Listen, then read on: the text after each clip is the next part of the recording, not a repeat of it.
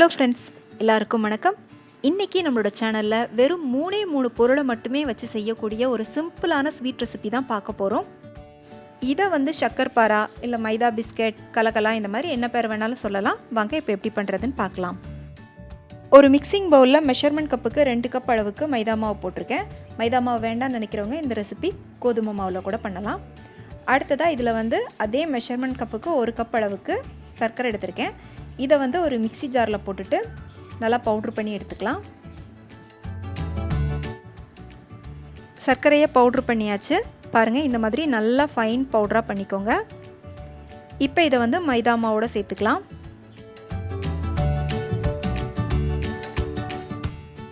சர்க்கரையை சேர்த்துட்டு ஒரு தடவை எல்லாத்தையும் நல்லா கலந்து விட்டுக்கோங்க. இதில் மெஷர்மெண்ட் கப்புக்கு 1/4 கப் அளவுக்கு நெய் உருக்கி வச்சுருக்கேன். இதை நம்ம இதோட ஊற்றிக்கலாம். நெய்யை உருக்கிட்டு சூடாகவே ஊற்றிக்கோங்க.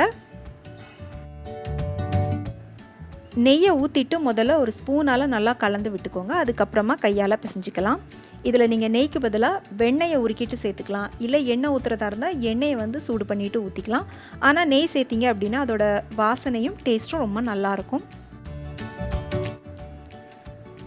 இப்போ இதில் பார்த்தீங்கன்னா மெஷர்மெண்ட் கப்புக்கு 1/4 கப் அளவுக்கு சுடு தண்ணி எடுத்து அளந்து வச்சுருக்கேன். இதில் இருந்து ஒரு ஸ்பூனாக ஊற்றிட்டு நம்ம மாவு பிசைஞ்சிக்கலாம். இதுக்கு நம்ம தண்ணி அதிகமாக சேர்த்து மாவு பிசைய வேண்டிய தேவையே இல்லை. இப்போ 1 ஸ்பூன் சுடு தண்ணி ஊற்றிட்டு நல்லா அழுத்தி நீங்கள் பிசையும் போது அந்த சூட்டிலே சர்க்கரை மெல்ட் ஆகி உங்களுக்கு மாவு நல்லா சாஃப்டாக பிசைய வரும். நல்லா அழுத்தி பிசைஞ்சிக்கோங்க.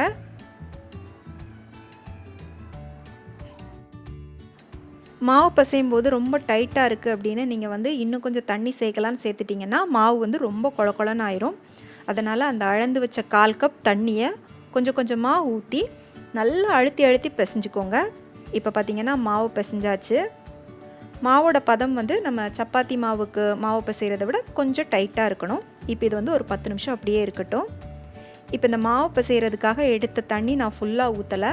அதில் பார்த்திங்கன்னா ஒரு டேபிள் ஸ்பூனுக்கும் எக்ஸ்ட்ரா கொஞ்சம் தண்ணி மீதி இருக்குது. இப்போ இந்த மாவு நம்ம 2 போர்ஷனாக பிரிச்சுக்கலாம்.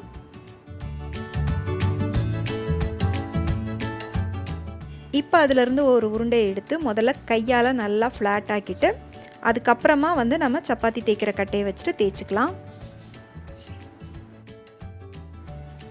இதை நம்ம சப்பாத்தி மாவுக்கெல்லாம் தேய்க்கிற மாதிரி ரொம்ப மெல்லிசாலாம் தேய்க்கக்கூடாது. ஒரு 1/4 இன்ச் அளவுக்கு திக்னஸ் இருக்கிற மாதிரி தேய்ச்சிக்கோங்க. இப்போ தேய்ச்சாச்சு. இப்போ இந்த ஓரத்தெல்லாம் நம்ம கட் பண்ணி விட்டுடலாம். இதை சின்ன ஸ்கொயர் ஷேப்பில் கட் பண்ணலாம், இல்லை டைமண்ட் ஷேப்பில் கட் பண்ணலாம், இல்லை ஏதாச்சும் ஒரு சின்ன மூடி வச்சுட்டு ரவுண்ட் ஷேப்பில் கூட கட் பண்ணலாம். அது உங்களோட விருப்பம்.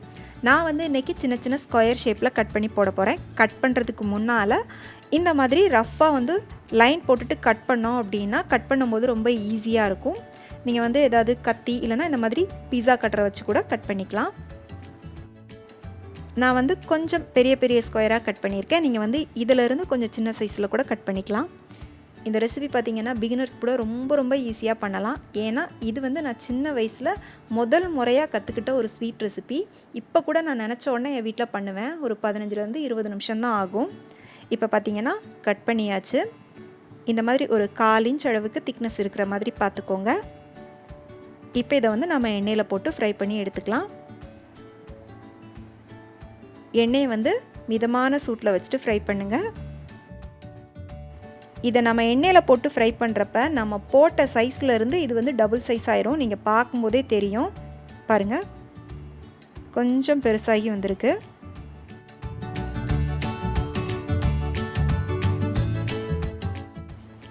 ஃப்ரெண்ட்ஸ், நம்மளோட சேனலில் நான் தொடர்ந்து தீபாவளி ரெசிபீஸ் அப்லோட் பண்ணிக்கிட்டு இருக்கேன். அதுக்குன்னு நம்மளோட சேனலில் தனி பிளேலிஸ்ட் இருக்குது. நீங்கள் அந்த ரெசிபீஸ் எல்லாம் பார்க்கல, இப்போ தான் நம்மளோட சேனலை முதல் முறை பார்க்குறீங்க அப்படின்னா கீழே டிஸ்கிரிப்ஷனில் அந்த பிளேலிஸ்ட்டுக்கான லிங்க் நான் உங்களுக்கு கொடுக்குறேன். செக் பண்ணிக்கோங்க.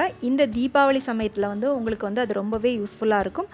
அதோட நீங்கள் நம்மளோட சேனலை இன்னும் சப்ஸ்கிரைப் பண்ணலை அப்படின்னா சப்ஸ்கிரைப் பண்ணி வச்சுக்கோங்க. இப்போ இது நல்லா எல்லாம் ஒன்று போல் செவந்து வந்துருச்சு. இப்போ இதை நம்ம எண்ணெயிலேருந்து எடுத்துடலாம். பாருங்கள், நம்ம போட்ட சைஸில் இருந்து நல்லா டபுள் ஆகி வந்திருக்கு.